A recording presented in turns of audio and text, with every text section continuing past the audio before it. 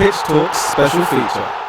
Grassroots football in England suspended during lockdown. Another Pitch Talk special feature. Part of the reason why we're wearing these masks. Social distancing, by the way. Well, at least we're taking one precaution. To still have them going to school and basically still be playing football kind of defeats the whole purpose of what this lockdown really is about. If you're trying to seclude everybody into a bubble, then why would you still have them playing outside where they can probably spread it? The difference between maybe Germany, Portugal and New Zealand is that they looked at the one thing that was going to be a problem, which was businesses, and said, well, your health comes first, let's deal with that. And they made health a priority. Calls to childline have increased as well. The NSPCC conducted over 2,200 counselling sessions to children and young people between 21st of January and 8th of April 2020, of which 1,600 were delivered in March when government restrictions were introduced. It's so sad to see this because, I mean, the children are the future. No ifs, no buts, the children that are the future. In terms of the impact on the kids, I didn't really see anything because there was more happiness behind it. There was more like they wanted to be there, they wanted to just kick a ball about, they just wanted to do something. So we're already seeing those challenges manifesting at youth level, and at adult level I think there will be challenges as well. Different challenges, albeit, but I think there will be challenges for clubs staying afloat. Because a lot of clubs, like say Ibis Eagles, we rely on membership and people paying match fees and that. And we've got pitch hire costs.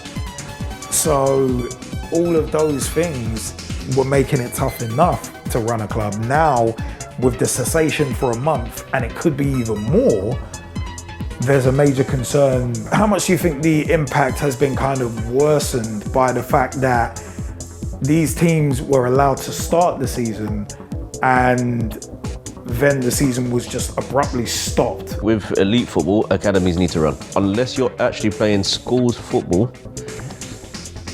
then grassroots football will continue. If teams like Arsenal and all those want to make money off of those players, they have to find them somewhere. If it was fair, it would have made more sense to shut all football down. Just shut all football down so that nobody can have this conversation. As a coach, how different are sessions via Zoom as opposed to being out there kicking a ball?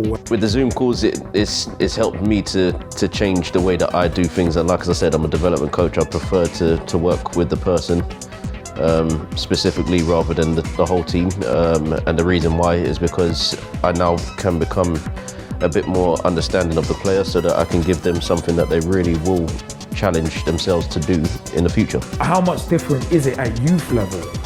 Because obviously we can explain to adults and okay, they get it. They may not agree with it, they may not want to do it, but they get it.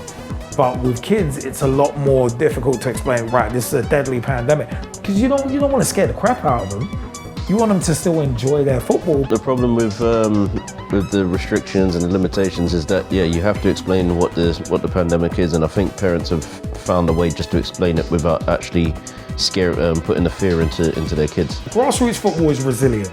Grassroots football has been struggling generally anyway, and I think these interruptions in momentum, I don't think this will be the death knell, but I think this will be one of the most serious challenges, if not the most serious challenge that grassroots football has ever faced.